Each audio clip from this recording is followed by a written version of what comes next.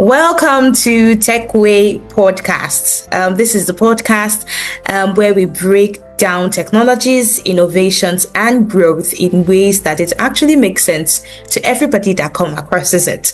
I am your host, Anoluwamipo Idowu. You can call me Anu for short. If this is your first time here, you are very, very welcome. I'm sure that you will enjoy this episode. So do not forget to like, share, and subscribe. In fact, share this episode because we are going to be talking about something very educative, something very interesting, and I'm sure it's going to help someone else. Please share. So today we will be diving into generative AI. Generative AI is one of the most talked about technologies right now. It is quite a major game changer for how businesses work, especially small, medium-sized enterprises. Generative AI is now reshaping how companies make decisions, improve efficiency, and unlock new growth opportunities. To help us understand generative AI very well today and to explore this topic, I am joined by a professional in this field. His name is Mr. Samuel Francis Edet. Mr. Samuel Francis Edet is a digital growth analyst with experience across finance, analytics, retail, FMCG, and logistics. He works closely with businesses to drive smarter, data-driven growth.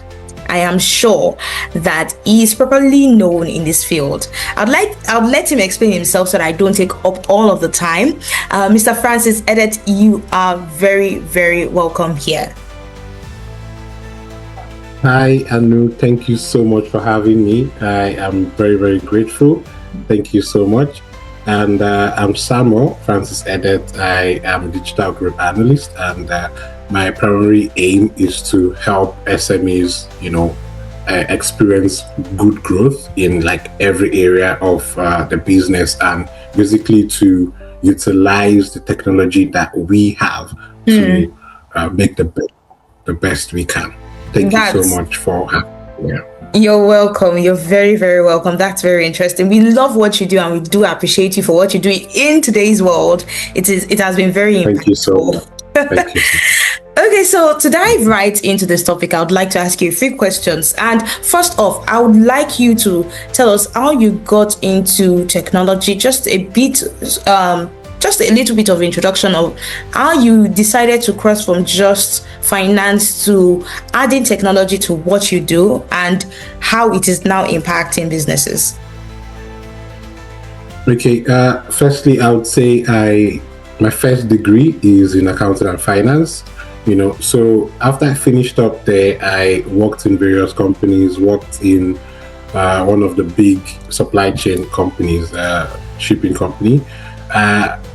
I now realized that the world has evolved from just finance. We are now going into fintech. We are going into implementing more tech into finance. And even when we look into most of these ERPs and accounting softwares, it has a lot of tech in it, has a lot of AI and all that stuff. So at that point was when I just made the switch. I said, no, I just don't want to be known for an accountant. I want to be known for influencing change in the environment, influencing change in SMEs, in companies. So I decided to take a step further into, acquiring certifications in tech, and then, linking my finance knowledge and background into tech. So that was just basically the switch for me, and I'm loving it because tech is the future, and the better we embrace it, the earlier we can develop and grow. Nice, very nice. And we love that. It seems like that was more passion driven than money driven. Yeah. Many people go into tech these days because they want to make the cash, but it seems this is much more passion driven, and we appreciate you for that. So the first question in generative AI, I would like to ask, from a growth analyst perspective, why do you think that generative AI is such a critical topic for SMEs right now? Okay, well, I would say generative AI has actually moved far from just being a, let me say, productive experiment. It's now becoming more like a growth structure used by SMEs. So I no longer see it being used to reduce cost. I no longer see it being used to do automated admin tasks. Instead, its influence is seen in like core growth metrics such as revenue velocity, customer lifetime value, and innovative capacities. So, in essence, what makes it critical is the timing, because the environment in which SMEs are operating in right now have tighter deadlines, higher customer expectations, and shifting market structures. Because we also what happened in 2022, how because of COVID, lots of companies went down, lots of crashes happened, lots of people lost jobs and all that because of a shift in the market. So, and then we also see customers. There's a saying that goes, customers are always right. So customers want heaven on earth. And trust me, we have to give them that or something close to that. So it's very important. When SMEs implement AI, generative AI, they can respond faster, they can respond better, they can attack these things very critically. They can test ideas cheaply. You don't need to maybe go bankrupt to test an idea. You can test it quickly. And then you can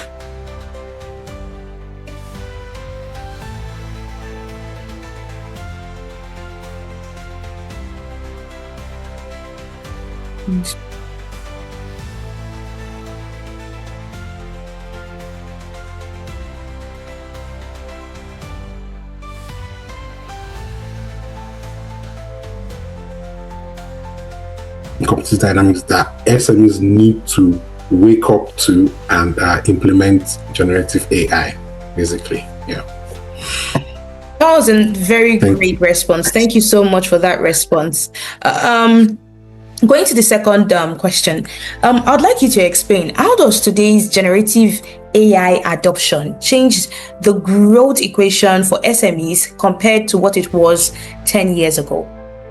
Or compared to how SMEs operated 10 years ago?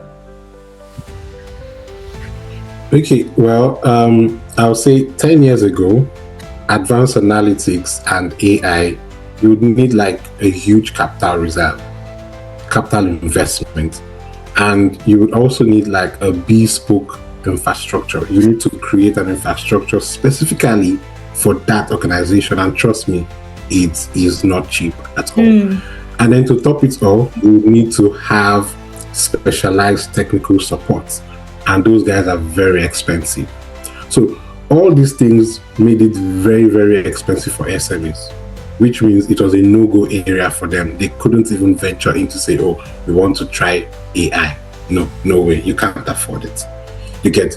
So, but now, generative AI is cloud-based, okay? It's accessible, it's subscription-driven, you get me? So, you don't need to rob a bank, you don't need to get much loans to be able to run it, you understand?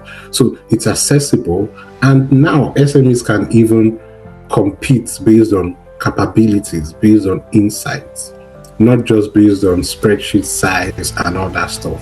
So it has really, really leveled the playing field right now. It's like we are all privy to the same kind of information and the same kind of technology, which is a major boost in today's world. Interesting. That's very interesting. So how would you say that, or let me just rephrase it, it's coming from my mind. Is generative AI primarily a cost optimization play, or a revenue growth platform, or a lever for businesses?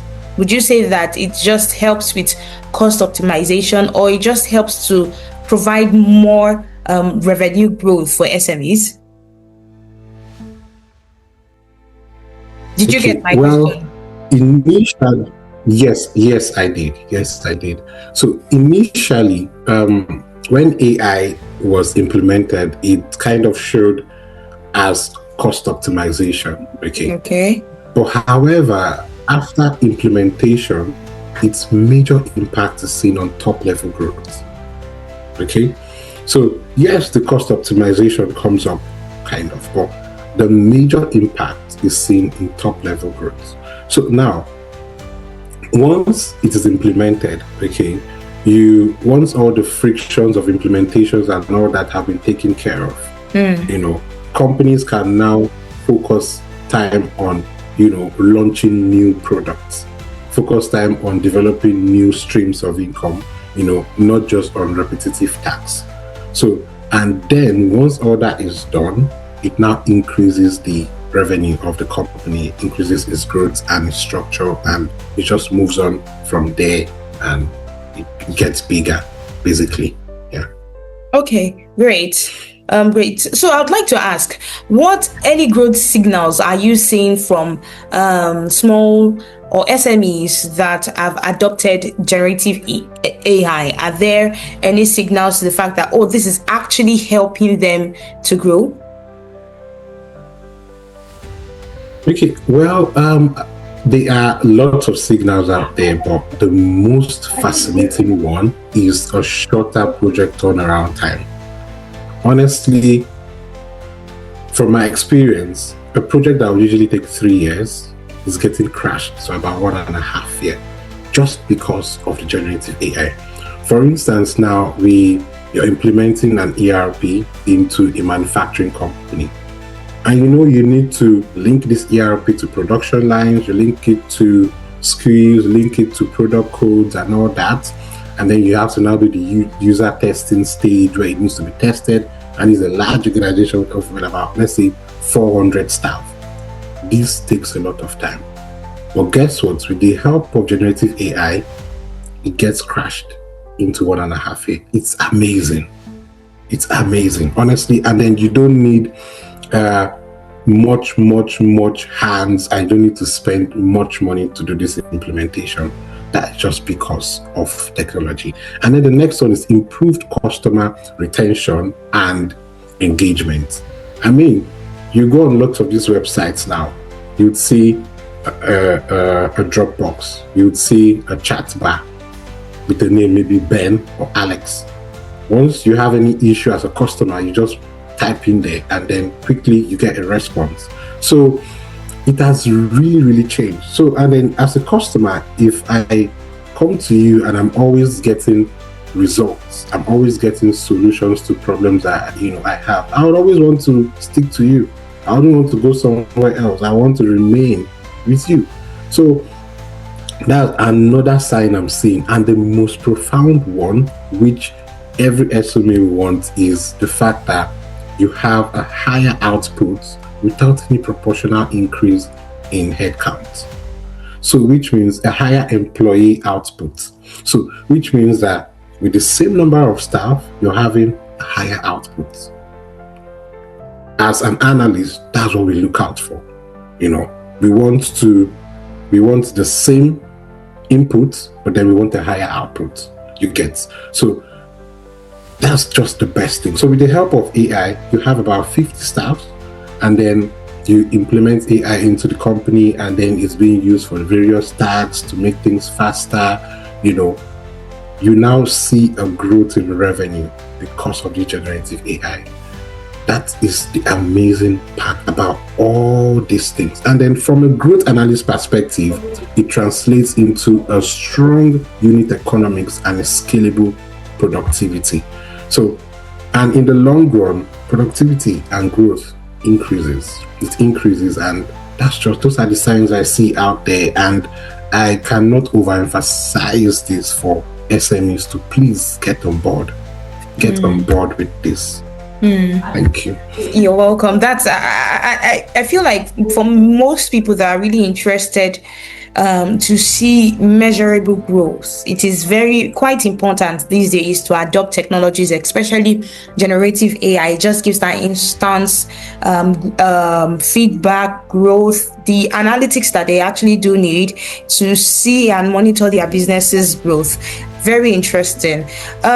So I'd like to ask, how are SMEs practically deploying generative AI today to drive measurable growth? How do you think that they are doing this because you've mentioned some instances, but we need to highlight a few that they are adopting right now to witness a measurable growth in their businesses? Okay, I'll tell you what they do is that they start by using revenue adjacent areas. Okay, they start this work by implementing on areas that are revenue adjacent. Okay, and where its impact will be seen and is measurable. So the first one out there, which is very common and popular, is AI generated marketing and advertising. Okay, so this improves conversion rates basically. You get, so you'd see there are lots of AI generated advertisements here and there. There are lots of marketings here and there you get from AI generated stuff, which is really, really good. Okay, and then the next one is automated customer support. Like I just said, you have AI that is there 24/7. Okay, you can't have a staff that you're paying 24/7. I mean, the staff will need to eat, the staff will need to go for lunch break, will need to take a shower. You get, but then AI is there 24/7 to give answers to basic needs. You get, and then the next one we have is rapid product markups and shorten development. So it helps okay, with the rapid product markup, okay, and a go-to-market cycle. And then the last one I have here is the customer feedback analysis. This is where you get feedback from the customers and then you're able to improve on certain options or opportunities that are out there. If a customer is satisfied or dissatisfied. Customers from this region are happy about something, or customers from that region prefer this product. We need to add more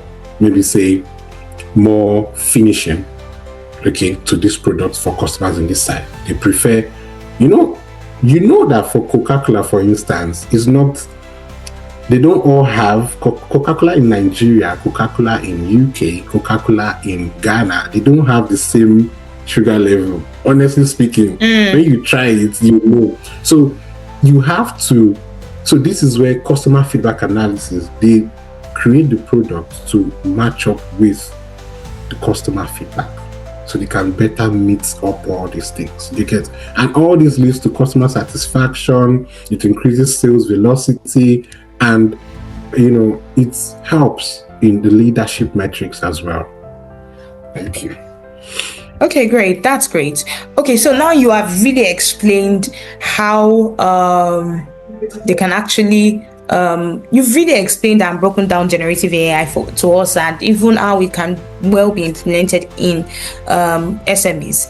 But I would like to ask, and I would love you to give us a few recommendations that what strategic framework should SMEs use when integrating AI into their businesses?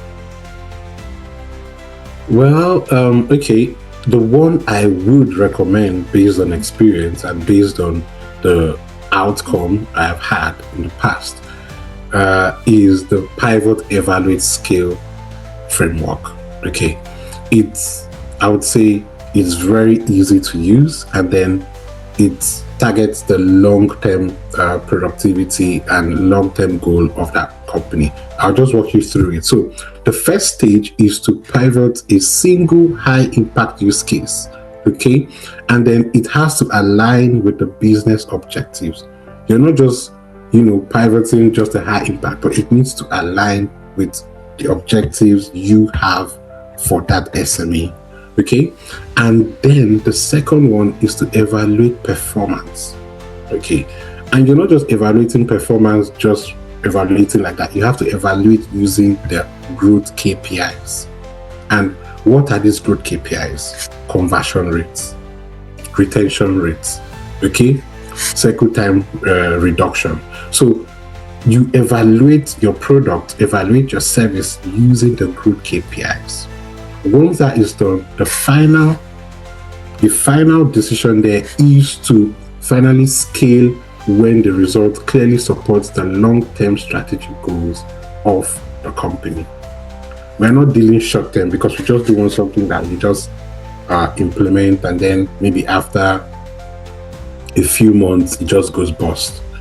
We want a foresight into the future, something like, okay, next 3 years this works. So you only scale when it supports the long-term strategic goal of the company. Okay, and then this disciplined approach prevents sunk cost. Okay, because instead of you just investing in something and your money is just going, it prevents that, and it prevents us just seeing AI as just a vanity project, or just a vanity technology, or as a fancy. It's not just a fancy. We can use it to increase productivity. We can use it to increase the revenue and to grow the streams of income of a business. Yeah. We can use it to increase revenue. Very interesting. I'm sure many SME owners, many business owners will be very interested in that, increasing revenue. Another recommendation I would like to ask you is, what is your concluding insight on generative AI as a growth engine for SMEs? Okay, well, I would say generative AI is a growth multiplier. Okay, it's not a shortcut. Yes, it may look like everything I've been saying here is just like, oh, it's easy, it's a shortcut. No, but it's not a shortcut. It's a growth multiplier. Okay, it doesn't replace strategy. Trust me, it doesn't replace strategy. It doesn't replace leadership. AI is not going to lead your company. Trust me. It doesn't replace creativity. No. But it amplifies, what you have. It amplifies the strategies you have, the knowledge you have when used intentionally. So just don't say, oh, I don't need to go to school. I don't need to get that degree. I don't need to get the master's. I don't need to get the certification because I have generative AI. No. But the fact that you go and then it gives you everything you need, that doesn't mean you wouldn't want to seek knowledge. So it's not just a shortcut. We need to still get the skills, get the knowledge we need, get the tech certifications, get the business knowledge, because by the time you have that knowledge and then you mix it with what you get from generative AI, what you just have is just boom. It comes up very, very well. So now what I would say is that the real question here is that AI is not what AI can do basically, but is what scalable value businesses choose to create with AI. Okay, it's no longer what AI can do this, AI can do that. It is what measurable value can you utilize, can you get from the use of AI? Because there are lots of things people, in fact, there are some things I see on LinkedIn and people are like, AI is actually taking our jobs, technology is coming to take our jobs and all that. It's not about technology taking your job. It's about you upskilling, because whatever technology is out there, people will still need to manipulate that technology. You still need to utilize it to get the best results. So we have to work together with it, not just seeing it as, either it's just a shortcut or either, this one is coming to take my job. No, you can learn to work with it. You can learn to, program it. You can learn to use it to achieve the best outcome. And I think that's just my advice to SMEs out there, just to use it to get the best they can out of generative AI. Great, and I'm sure that advice will go a long way for many that are currently running their SMEs and looking to include generative AI to the way they actually function their businesses. Okay, so to conclude this this episode of this podcast. We have a lot of audience that are looking into coming into technology. They are looking into becoming players, becoming data analysts, coming into your field particularly. And I'd like to ask just one question. We do this for every of our guests, okay. And I'm like, what advice would you say that you want to give someone that seems like they are interested into coming into this field? What would you have them know? What would you wish someone had told you when you were looking into coming into this field, and just to give them that boost that this is something they can do? Okay, well, I would say coming into this field, is the mindset. Okay, basically you need to have the can-do mindset. Okay, some people feel, oh, it looks too complicated.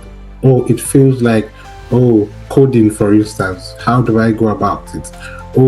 Analysis is a lot of maybe spreadsheets, a lot of numbers, a lot of formulas and all that. But you need to work on your mindset first before you move into tech. You need to have the mindset of, yes, I can do this. Yes, it can happen. Yes, I can effect change in my environment. Yes, I can, gain the knowledge and utilize it towards, making things happen good, like making things change for the better in my environment, in my organization, and even in my life and career as a whole. So the advice there is, you can check up all these. There are lots of, tech crash courses.